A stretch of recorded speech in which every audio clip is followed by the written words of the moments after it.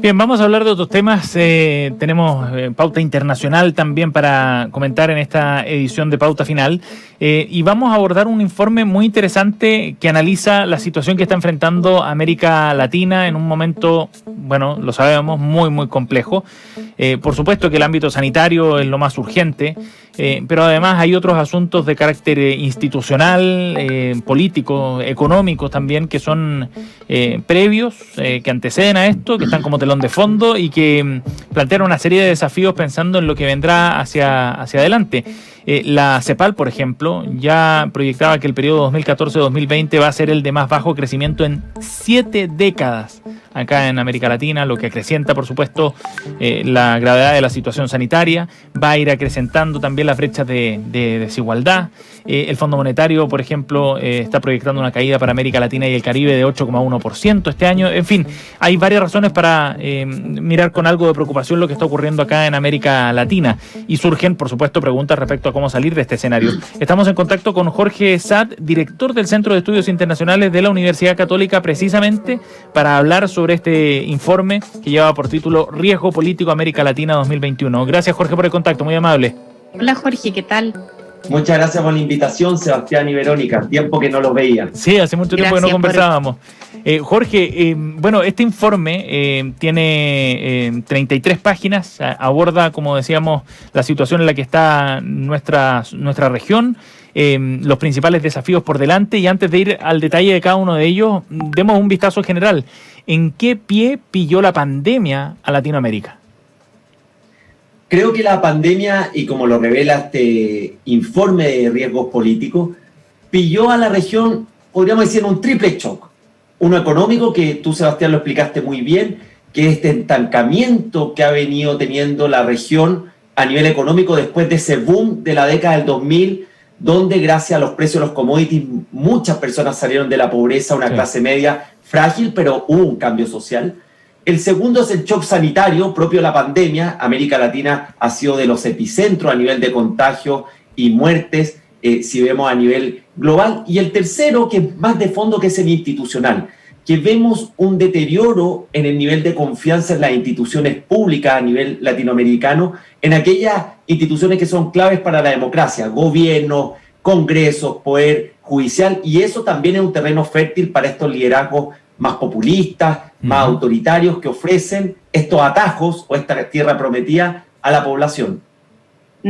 Ahora, Jorge, también, bueno, Seba preguntaba por cómo pilla la pandemia esta parte del mundo, pero en este informe, ¿cuáles dirías tú que son los diagnósticos más contundentes que se puede hacer respecto de la situación que hoy día enfrenta América Latina? Recién con el Seba comentábamos que a veces nos hace falta, particularmente en Chile, mirar lo que pasa como en el vecindario para darse cuenta que hay cosas que se están haciendo bien. Pero eso solo como un paréntesis. En general, las grandes conclusiones respecto de la situación y de los riesgos que hoy día en esta parte del mundo tenemos, ¿qué nos podrías contar? Más allá de los riesgos en específico, hay 3 grandes elementos comunes. El primero es un problema de gobernabilidad, que es el principal desafío que está teniendo hoy día Latinoamérica. Cada vez más difícil gobernar, generar acuerdos, llevar adelante políticas públicas para enfrentar temas que todos conocemos, de disminuir la pobreza, la desigualdad, combatir la corrupción, etc. Eso es muy nítido y es transversal, por lo menos, en los principales riesgos, el problema de gobernabilidad. El segundo es la debilidad del Estado de Derecho, muy relacionado también al primero, que habla de esta debilidad de las instituciones para poder canalizar los distintos procesos sociales, diferencias políticas, etc. Y el último, que es más contingente, que es cómo va a salir Latinoamérica adelante en sus planes de recuperación económica.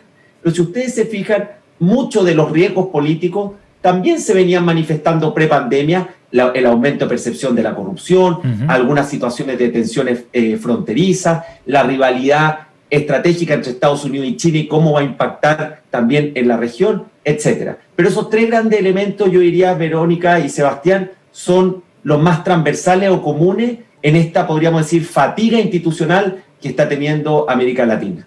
Y en ese sentido, Jorge, el riesgo entonces, a partir de ese diagnóstico, es que nos enfrentemos a una década perdida de alguna forma. Bueno, de hecho, si nosotros vemos este muy mal desempeño que ha tenido la economía de la región de América Latina y el Caribe en los últimos 6 años, sumado a esta pandemia, puede ser una nueva década perdida como fue la década de los 80 en términos generales en la región. Y vamos encaminados a eso. Y si se fijan, cuando uno ve riesgos como el aumento de la violencia en las protestas, está muy relacionado también a cómo se ha ido estancando la región y por lo tanto se han ido frustrando las expectativas de la sociedad y ha aumentado ese malestar.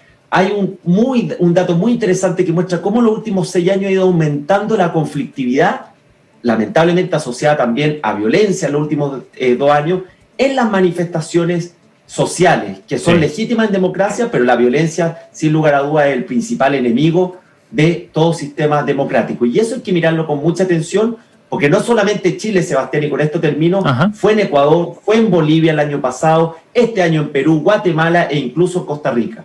Sí, y usted hace un análisis interesante también de cómo va evolucionando las tendencias políticas en este informe en términos de participación electoral. Se ve un repunte en las protestas callejeras súper fuerte, cierto estancamiento también en la participación. El problema, Jorge, que se desprende del informe del surgimiento de estas protestas es que se canaliza de cualquier otra forma, menos por la vía institucional, la respuesta a las demandas que se puedan plantear.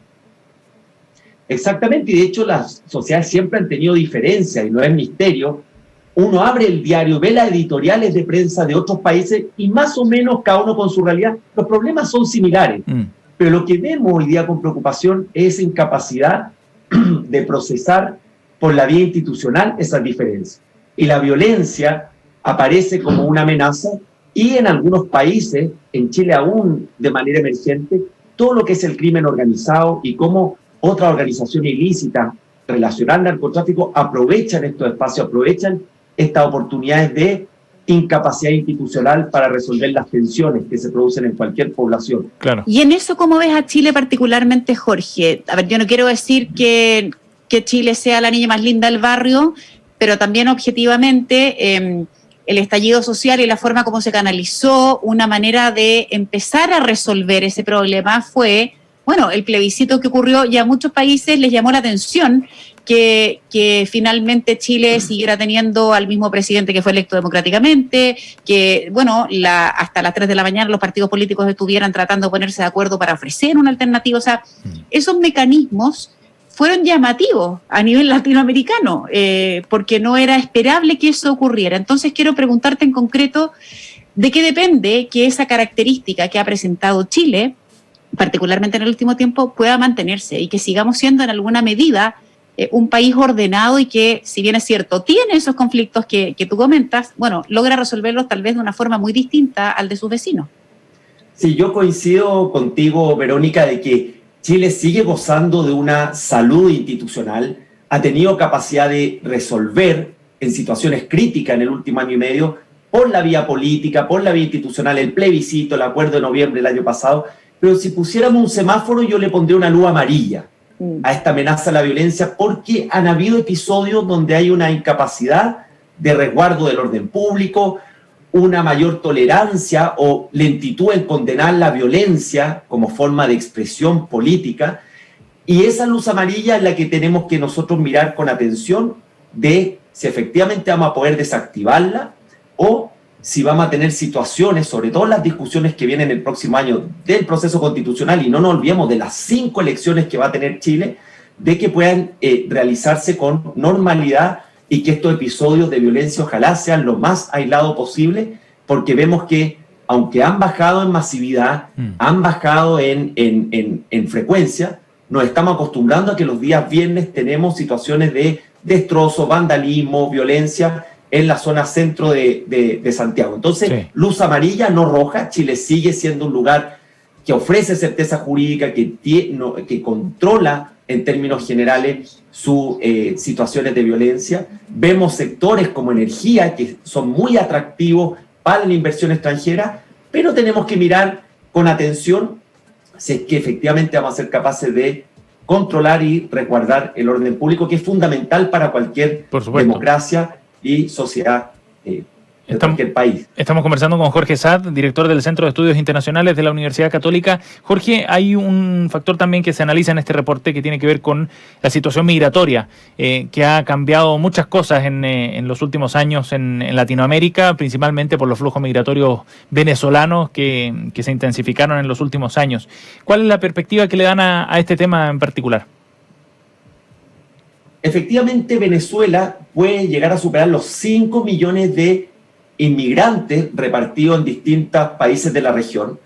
La inmigración fue prioridad de la agenda pública, podríamos decir, hasta el primer semestre del año 2019, o podríamos decir hasta prepandemia. Prioridad en la agenda pública, preocupación de los países, cómo responder los estados frente a estos flujos inorgánicos, por decirlo de alguna manera, de inmigración. Pero con la pandemia, el tema sigue latente, pero pasó a un segundo plano.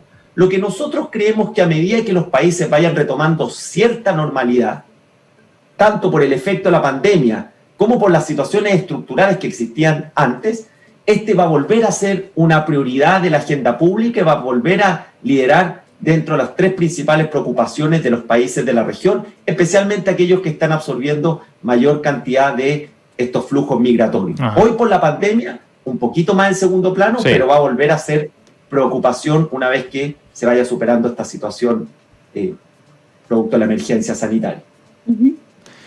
Jorge, por último, el informe que está muy interesante, ¿está disponible al público?